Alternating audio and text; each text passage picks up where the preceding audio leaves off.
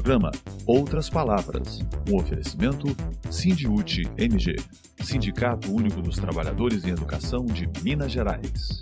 Olá, veja agora. Nosso receio é que essa onda privatizante tome conta do Estado, com o governo escolhendo mais escolas que deixarão de ser públicas e passarão aí a ter gestão de empresa. Mesmo no ano corrente, o Fundeb, você tem um mínimo de 70%, mas pode usar 100% desses recursos para a valorização profissional. E eu acho que isso deve ser feito. O Fundeb é o maior, mas não é o único recurso da educação. Tem a QESE também, que deve ser utilizado para isso. Do Roda de Conversa, veja o que temos para você. Estamos recebendo a mulher mais bem votada da história de Minas Gerais nessas eleições de 2022. A deputada estadual Beatriz Cerqueira. Quero iniciar deixando um abraço para cada colega de profissão. Dia 15, nós comemoramos o Dia da Professora. Aqui em Minas, nós falamos o Dia da Educadora, do Educador, considerando o papel educativo, né, de cada profissional da educação. Então, primeiro é a nossa saudação a essa importante categoria, categoria que deixa a escola de pé, né?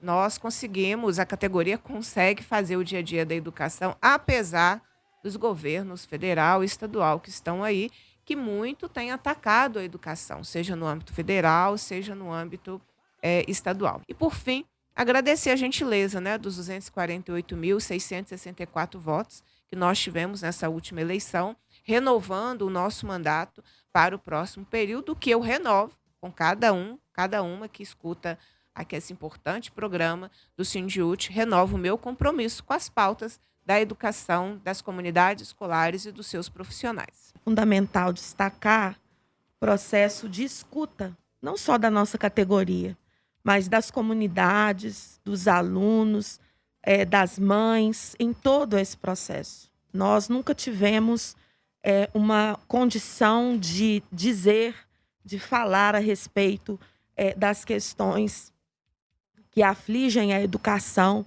no espaço da Assembleia Legislativa, no espaço como nós tivemos nesse período do mandato.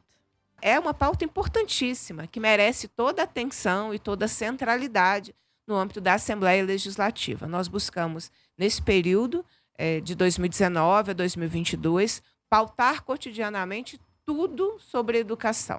Então, a gente pautou na Comissão de Educação, desde as questões relacionadas ao piso salarial, condições de trabalho dos profissionais da educação, a escuta das comunidades escolares. Foram muitas comunidades escolares que tiveram voz, que trouxeram suas demandas lá na Assembleia Legislativa, através da Comissão de Educação. Também discutimos projetos estratégicos, né? A educação pública versus essa privatização da educação, que é o que o governo Zema e Bolsonaro defendem, né? Aqui em Minas, a privatização vem pelo projeto Somar. A nível nacional, a privatização vem pela PEC 32, né? Que tramita no Congresso Nacional. Então, a gente também debateu projetos, né? Fortalecendo a escola pública gratuita, socialmente referenciada. Acho que poderia, a Bia, talvez desenvolver um pouco a respeito do que foi essa luta. Você já fez uma síntese rápida, mas do que foi esse combate feito na Comissão de Educação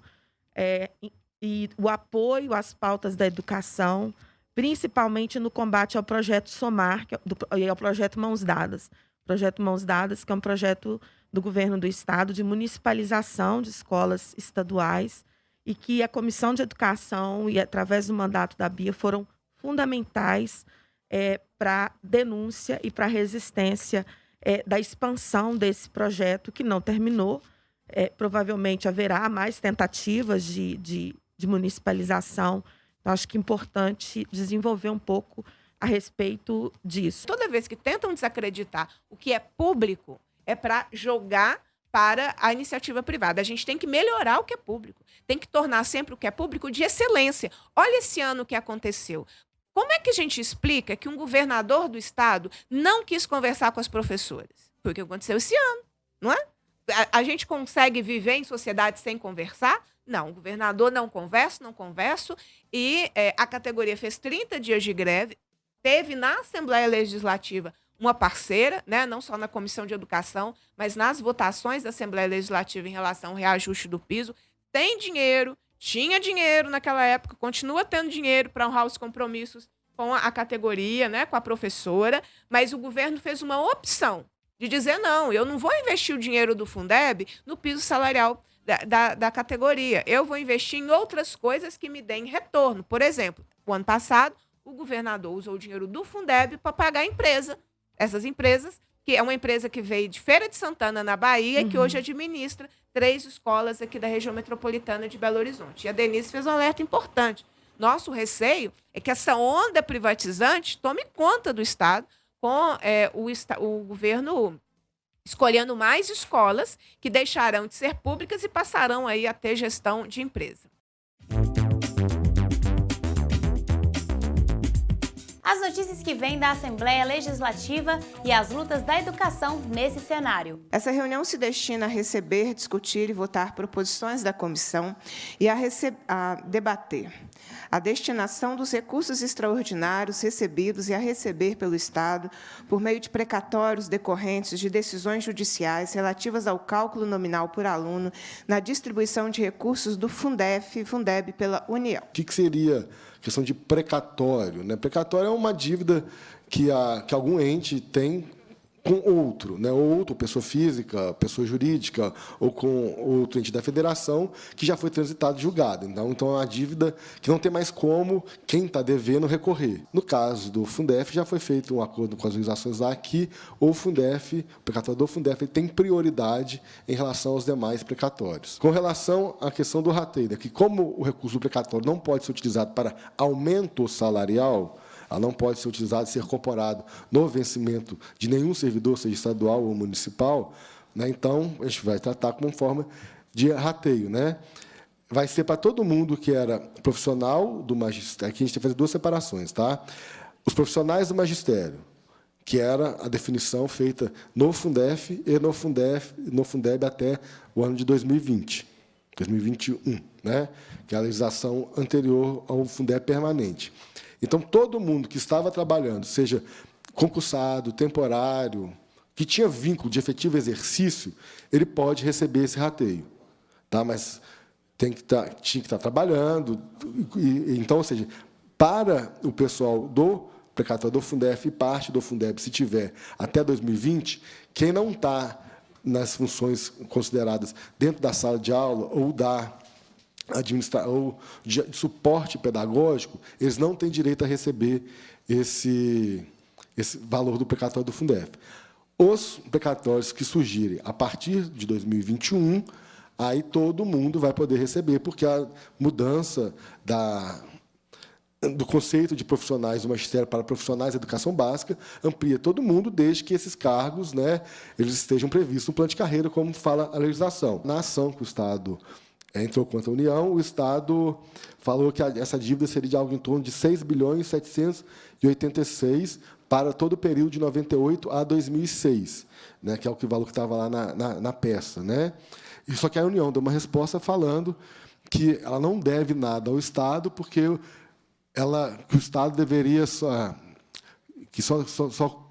podia ser pago referente ao período de 2000 e 2001, e que, nesse período, o Estado não tinha direito a receber. É isso que foi a resposta da União. E a gente vê que a educação ela vem perdendo recurso, e o que a gente não quer também é que o recurso a gente espera que tenha esforço do Estado para tentar ver nesse valor que o Estado apontou de 6 bilhões, né, o que pode ser feito, se vai ter jeito ou não, né, ou se o Estado não vai recorrer e vai deixar a educação, mais uma vez, sem os seus recursos. Valeria a pena nós realizarmos um debate específico para solicitar do governo do Estado que ele nos traga exatamente esse posicionamento, né? Porque, diante da perda de arrecadação que impactará, né, fortemente na educação em 2023, quais são as medidas que ele tomou, né? O que ele buscou, questionou ou cobrou junto ao governo federal para ter uma compensação diante das perdas. Ou quem vai pagar isso é a categoria com mais uma negativa de direitos, que é o que nós temos vivido no último período. Muito contemplado com o encaminhamento de utilizar o recurso, né, que vier Fundeb exclusivamente para a valorização dos trabalhadores da educação. E eu acho que a gente pode levar isso como princípio também, né? Porque, mesmo no ano corrente, o Fundeb, você tem um mínimo de 70%, né? Pode usar 100% desses recursos para a valorização profissional. E eu acho que isso deve ser feito. O Fundeb é o maior, mas não é o único recurso da educação. Tem a QESE também, que deve ser utilizado para isso. Eu acho que esse que é o caminho para valorizar a educação, né? Não é usar o mínimo, mas usar o máximo possível para a educação.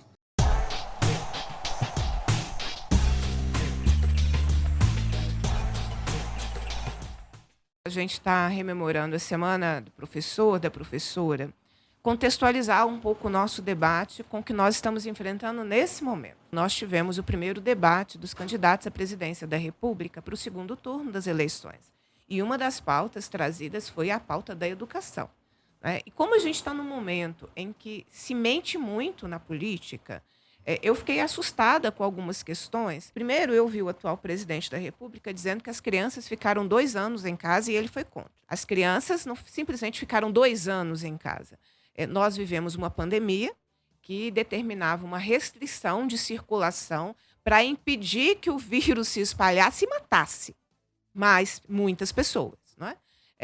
E foi um presidente, inclusive, que não teve a agilidade e o compromisso ético em relação à compra das vacinas, à produção de vacina. Então, isso acabou também atrasando o Brasil no enfrentamento à própria pandemia. Mas, durante todo esse período, a escola sempre esteve junto com esse estudante. Então, é importante esclarecer. Durante os 2 anos de pandemia, a professora nunca trabalhou tanto. Ela teve que se reinventar sozinha, sem apoio dos governos, para dar conta de uma nova forma, que é uma forma excepcional, em função da pandemia, para assistir os seus estudantes no que se refere ao direito à educação. Diretoras de escola, eu acompanhei, adoeceram exatamente pelo acúmulo de funções, porque a escola também se tornou um lugar que teve que cuidar da segurança alimentar, né, das crianças no tempo da pandemia, porque a crise econômica piorou, a fome chegou na casa das pessoas. Então, acho que é uma primeira consideração, né, do quão importante foi o papel de cada profissional da educação durante a pandemia, mesmo sem o apoio e sem o suporte dos governos federal e do governo do Estado. Estudantes pela educação! Estudantes pela educação! Estudantes pela educação! Aconteceu na última terça-feira, 18 de outubro, em Belo Horizonte e em outras cidades de Minas Gerais, um ato nacional contra os cortes na educação, pela ciência e tecnologia, numa mobilização organizada pelos movimentos sociais, sindicais e estudantis. O Sindiúti marcou presença. Quero dizer que nós temos uma tarefa importantíssima e que vocês do movimento estudantil viu de perto o que significa um governo que é refém e que está a serviço do mercado. Os manifestantes afirmaram ao longo do percurso uma manifestação que tomou as ruas centrais da capital mineira, que estavam dialogando com a população e resistindo aos cortes na educação, bem como a política do neofascismo. Vale lembrar que o governo federal anunciou no início deste mês o bloqueio de 2,4 bilhões de recursos do Ministério da Educação, depois de muita pressão de manifestações contrárias aos cortes na educação, o governo federal recuou.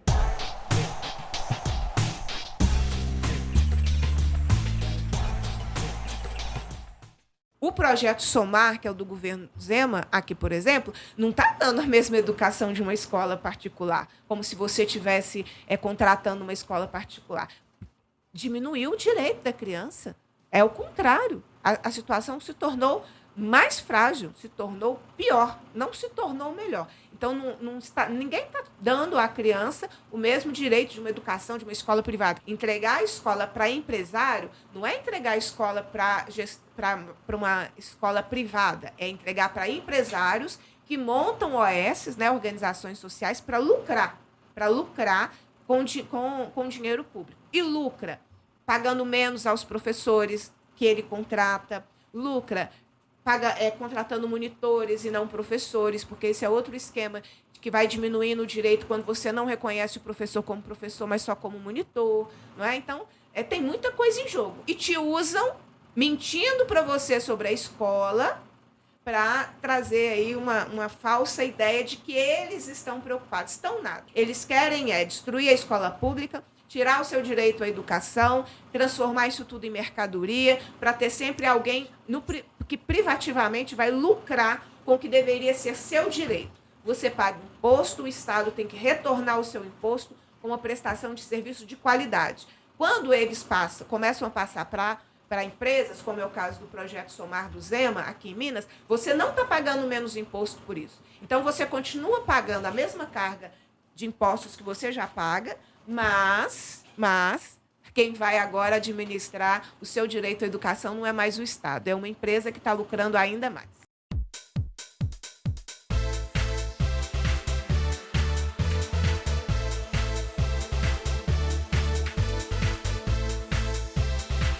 A gente está cansado de dizer que não aguentamos mais os cortes e os ataques à nossa universidade.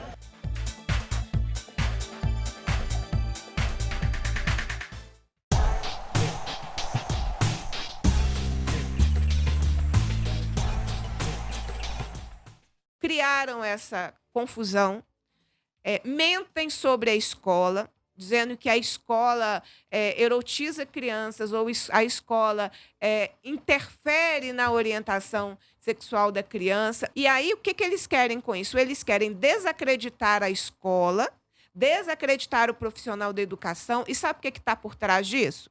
A entrega da gestão da escola para empresas. Porque se você desacredita da escola, se você perde a confiança da escola ou a confiança na professora, você vai aceitar que o que hoje é feito pela professora, o que hoje é feito na escola pública, passe a ser feito por uma empresa. Então, quero fazer esse outro alerta. Olha, para eu me tornar professora, eu tive que estudar.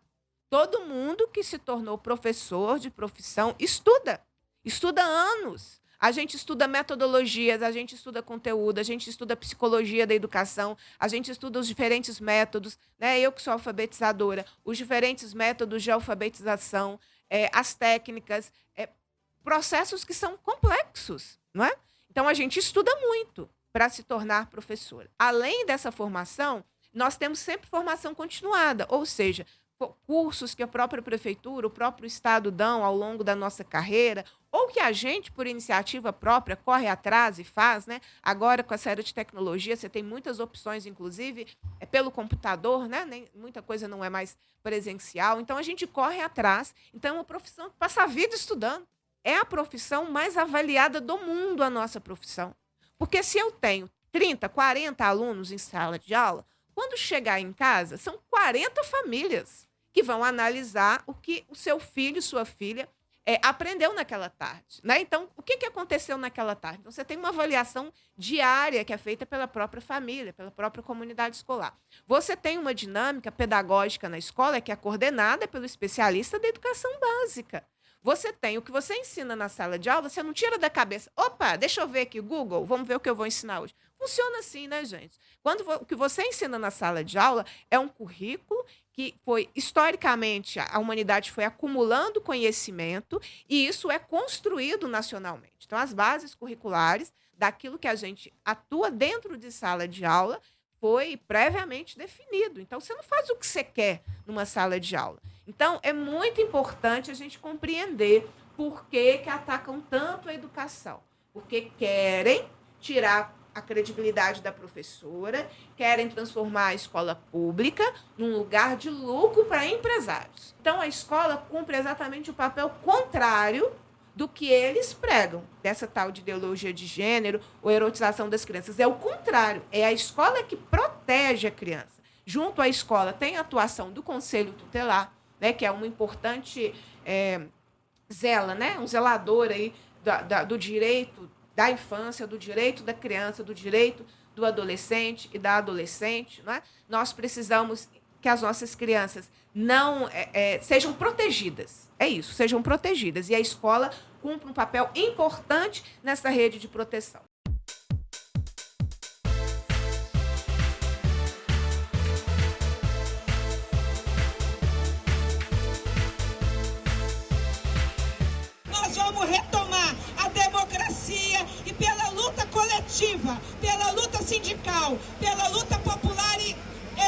estudantil, nós vamos garantir nossos direitos.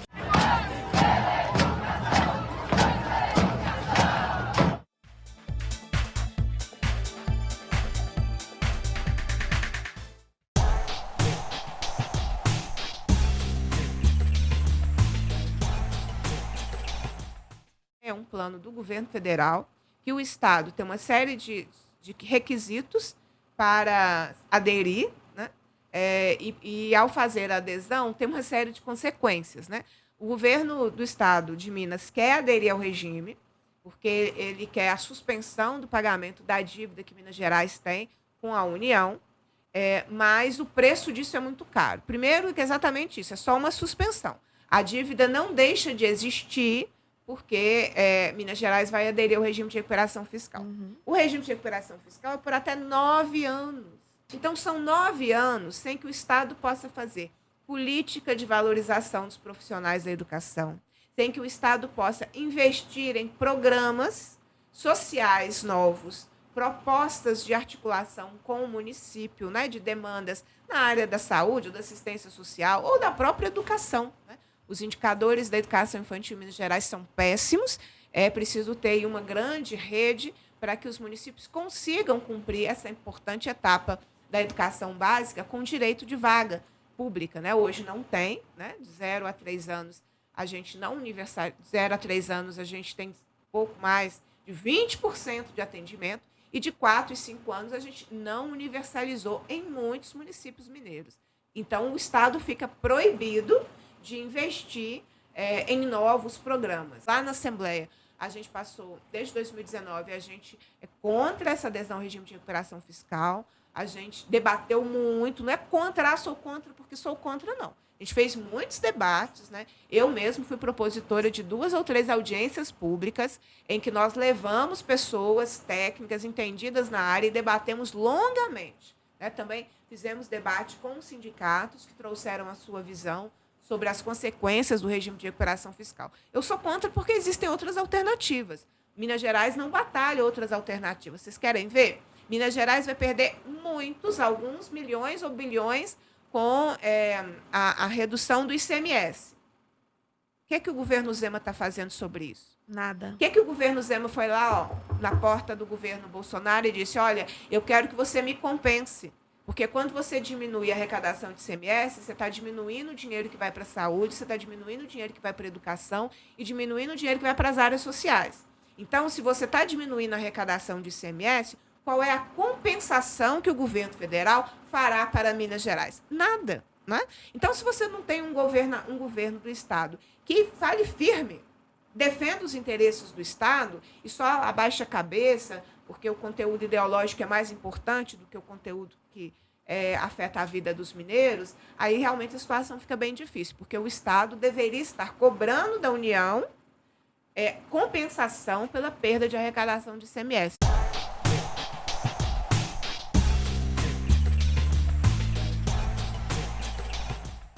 Pessoal, vacinem suas crianças. Nós estamos voltando a ter, no Brasil, doenças que nós não tínhamos. Como é possível o Brasil registrar novamente paralisia infantil? Como é possível a gente não vacinar as nossas crianças contra sarampo, contra a Covid?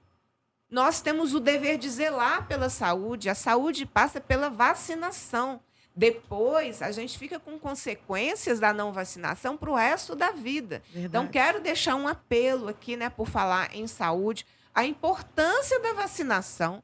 Uma vacina só chega ao posto de saúde depois de todas as suas condições serem atestadas, né? Para isso existe aí tecnologia, existe a nossa ciência, existem as pesquisas.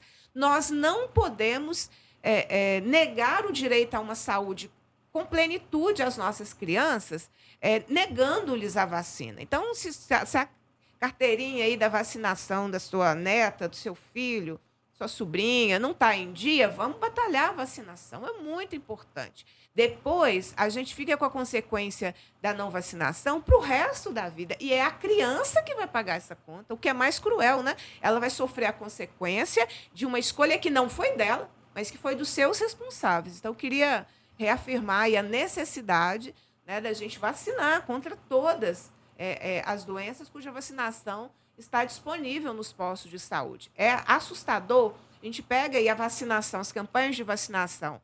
Eu vi um último estudo de 2011, cujas campanhas de vacinação obrigatória sempre atingiram 100% do público que deveria atingir. Agora a gente está em 48%, 50%. Não é possível, não é possível a gente negligenciar a saúde da criança, decidindo por ela que ela pode se contaminar com uma doença e pode ficar com as consequências dessa doença para o resto da vida, né? E Covid está matando criança. A Covid sim, ainda tem consequências que a ciência está estudando, né? Tem gente que perde memória, tem gente que tem queda de cabelo, tem gente que tem dores musculares horríveis, tem várias consequências depois que você se contamina por Covid, e sem a vacinação, a situação é catastrófica. Então, a vacinação é muito, muito, muito importante.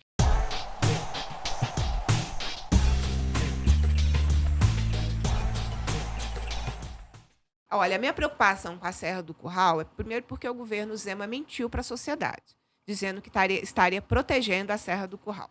Na semana passada, eu levei ao plenário uma denúncia gravíssima, que inclusive foi uma reportagem da revista Piauí, a reportagem do dia 30 de setembro, mostrando que, desde o primeiro semestre, o governo Zema sabia que a serra estava sendo minerada em área de proteção.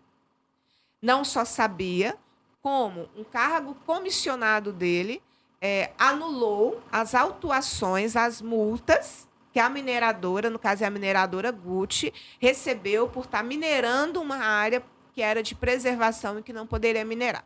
Então, veja, a mineradora Gucci começou a trabalhar a minerar na Serra do Curral de forma ilegal, sem autorização. Então, que é óbvio, né? Quando o governo Zema soube disso, deveria ter feito o quê? Sai daí, mineradora, essa serra tem que ser protegida. Fez isso nada.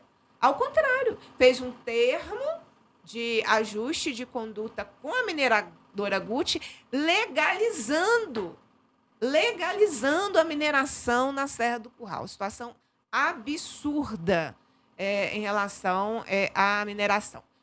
Isso eu estou falando da Gucci, porque no caso da mineradora Tamisa, olha só, tem um dossiê pronto para ser votado no Conselho Estadual de Política Cultural para tombar a Serra do Curral. Tombamento é uma proteção definitiva de todo aquele espaço. Então, o dossiê está pronto.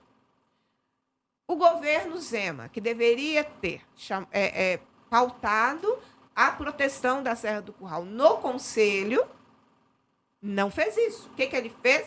Pautou o pedido da Tamisa para se instalar e começar a minerar na Serra do Curral, lá no Copan. Agora, a Tamisa, com essa autorização, ela vai ao judiciário requerer seus direitos, entre aspas, de minerar a Serra do Curral, dificultando qualquer medida de tombamento da Serra do Curral. Então, eu estou dizendo essa longa história para demonstrar que o governo Zema nunca esteve preocupado com a proteção da Serra do Curral. Até porque o governo Zema tem um grande parceiro estratégico, estratégico é aquele, né, que pensa igual, né?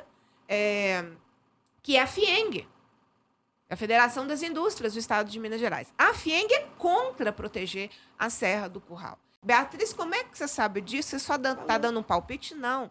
Eu, como deputada, recebi um caderninho da FIENG, chama Agenda Legislativa Prioritária da FIENG. Aí lá tem com os projetos, né, que tramitam na Assembleia e qual é a posição da FIENG a respeito disso. Proteção da Serra do Curral, que é a PEC 67, se eu não me engano, tombamento, né, da Serra do Curral, que é a proteção da Serra do Curral, a FIENG é contra. Até a próxima semana!